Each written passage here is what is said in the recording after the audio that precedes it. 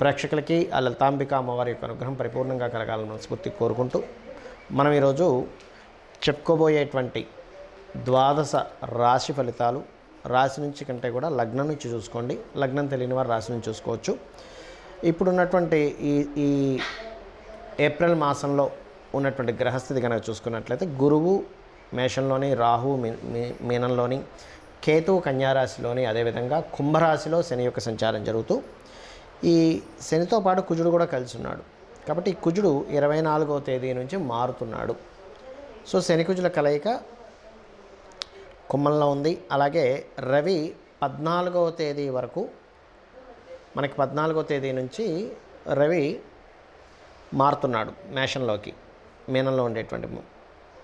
అదేవిధంగా 25వ తేదీకి శుక్రుడు మారుతున్నాడు మేషరాశిలోకి. ఈ యొక్క క్రమంలో బుధుడితో కలిసి ఉన్నటువంటి గురువు ఇద్దరు కూడా, ఈ బుధుడు వక్రించుకుంటే మీన రాశిలోకి వెళ్తున్నాడు. కాబట్టి ఈ యొక్క గ్రహస్థితిని అనుసరించి ద్వాదశ రాశుల వారికి, అదేవిధంగా ద్వాదశ లగ్నాల వారికి ఏ విధంగా ఉందనేటువంటిది మనం తెలుసుకుందాం. వృశ్చిక లగ్నము, వృశ్చిక రాశి గుర్తుపెట్టుకోండి. వృశ్చికం వారికి రాశినాథుడు వృశ్చిక రాశ్యాధిపతి అయినటువంటి కుజుడు ఎప్పుడైతే శుక్రుడికి వ్యయభావంలో ఉన్నాడో, వృశ్చిక రాశి నుంచి పంచమ స్థానంలో ఎప్పుడైతే శుక్రుడు ఉన్నాడో, ఈ చతుర్థ స్థానంలో సహజంగానే వృశ్చికం వారికి ఏంటి, ఇప్పుడు అర్ధాష్టమి శని నడుస్తుంది. వృశ్చిక రాశి నుంచి పంచమంలో శుక్రుడు ఉండడము, చతుర్థ స్థానంలో శని కుజుడు ఉండడం అనేటువంటిది ఏంటంటే, మీరు ఏదైనా ఒక గృహ నిర్మాణం చేసేటప్పుడు కానీ, ఏదైనా ఒక ప్రాపర్టీ మీద లోన్స్ తీసుకునే విషయంలో కానీ, ఎందుకంటే షష్టమాధిపతి చతుర్థాధిపతి కలయిక అక్కడ, అనవసరంగా మీ మీద ఏదైనా ఒక నింద పడుతుంది అనుకునేటువంటి విషయాల్లో కానీ కాస్త జాగ్రత్తగా ఉండాలి, గుర్తుపెట్టుకోండి. ఈ చతుర్థ స్థానంలో ఉన్నప్పుడు పాత వాహనాలు తీసుకునేటప్పుడు చాలా జాగ్రత్తగా ఉండాలి. ఓల్డ్ వెహికల్స్, ఓల్డ్ వాహనాలు తీసుకునేటప్పుడు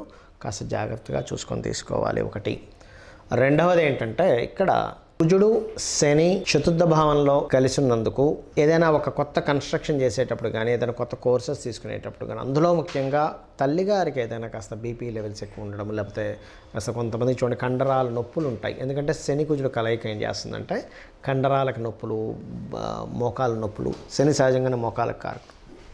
ఇలాంటివి ఏమైనా ఇబ్బంది పడుతుంటే కనుక వారికి ఆంజనేయ స్వామి ఆలయంలో ఉన్న సింధూరాన్ని కనుక ధరించమని చేసినట్లయితే ఈ వృశ్చిక రాశి వారి యొక్క తల్లిగారికి ఆరోగ్య సంబంధించిన విషయంలో ఇబ్బంది అనేటువంటిది ఉండదు. అలాగే వివాహ సంబంధించినటువంటి విషయాలు ఎలా ఉంటాయి అని చెప్పి చూసుకున్నట్లయితే, కొద్దిగా శుక్రుడు సప్తమాధిపతి అవుతాడు ఈ వృశ్చిక లగ్నానికి, కంబస్ట్ అవుతున్నాడు, అంటే అస్తంగత్వ దోషంలోకి వెళ్తున్నాడు. కాబట్టి వివాహ నిర్ణయాలు ముఖ్యంగా మౌఢ్యమి సమయంలో చేయకూడదు. అందరికీ చేయకూడదు అని చెప్తారు, కానీ వృశ్చిక లగ్నం వారికి మరియు మేషలగ్నం వారు అసలు చేయకూడదు, గుర్తుపెట్టుకోండి, వివాహ నిర్ణయాలు వివాహం విషయంలోనది.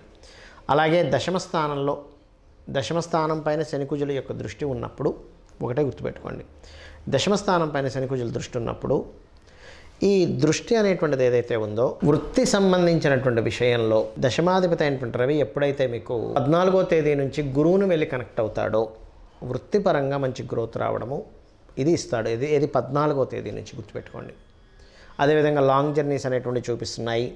కాకపోతే లాభస్థానంలో కేతువు ఉన్నందుకు ప్రత్యేకంగా ఈ కేతువు యొక్క స్థితి ఏమిటంటే, వ్యాపార సంబంధించిన విషయంలో, వ్యాపార లాభాలకు సంబంధించిన విషయంలో, కొంచెం ఆన్లైన్ ఇటువంటి విషయాల్లో చాలా చక్కటి ఫలితాలు ఇస్తుంది. ఇక మీరు చేయవలసిన దేవతా ఆరాధన, ముఖ్యంగా మీరు దుర్గా ఆరాధన చేయండి, అన్ని విధాలా బాగుంటుంది. ముఖ్యంగా మనకి నేను 2-3 నెలల నుంచి కూడా చెప్తూనే వస్తున్నాను, ఈ శని రాహుకి ఈ కుజ రవులు సంబంధాలు ఉన్నాయి. కాబట్టి దీనివల్ల కొన్ని డిఫరెంట్, అంటే కొంత లోకంలో గొడవలు కావచ్చు, బాంబు పేలడాలు లాంటివి కావచ్చు, యుద్ధాలు కావచ్చు, రాజుల మధ్యని డిఫరెంట్ ఇవి కావచ్చు, పెరుగుతుంటాయని. అయితే ఈ నెల ఏప్రిల్ మాసంలో మరియు మనకు జనవరి ఫిబ్రవరి నుంచే స్టార్ట్ అయింది ఆ కాంబినేషన్. బట్ ఇంకా ఇప్పుడు శని కుజులు కూడా కలిసి ఉంటున్నారు. కాబట్టి పర్టికులర్గా మీరు ఏదైనా ఈవెంట్స్కి వెళ్ళినప్పుడు కానీ, లేకపోతే ఏదైనా ఒక వినోద సంబంధించిన ప్రదేశాల్లో తిరిగేటప్పుడు కానీ చాలా జాగ్రత్తగా ఉండండి. ఎందుకంటే కుంభరాశిలో శని కుజులు కలిసి ఉన్నారు. అన్ని రాశుల వారికి ఇది కేవలం ఈ లగ్నం వారి, ఈ రాశి వారికి కాదు, యూనివర్సల్గా జరిగేటువంటి అంశం గురించి నేను మీకు చెప్తున్నాను. అదేవిధంగా ఇక్కడ మరొక విషయం ఏంటంటే, ఇప్పుడు మీరు అనుకోవచ్చు, ఏమండి ఇలా ఉన్నప్పుడు ఖచ్చితంగా నాకు ప్రమాదం జరుగుతుందా, ఎక్కడికైనా వెళ్తే ఏదైనా ఇబ్బంది అవుతుందా? ఇక్కడ ఎందుకంటే శని కుజులు కలిసినప్పుడు సర్వసాధారణంగా యుద్ధ వాతావరణము, అదేవిధంగా భూకంపాలు కావచ్చు, లేకపోతే నీటి ప్రమాదాలు కావచ్చు, అగ్ని ప్రమాదాలు కావచ్చు, బాంబు పేలడాలు కావచ్చు, ఇట్లాంటివి పెరుగుతూ ఉంటాయి.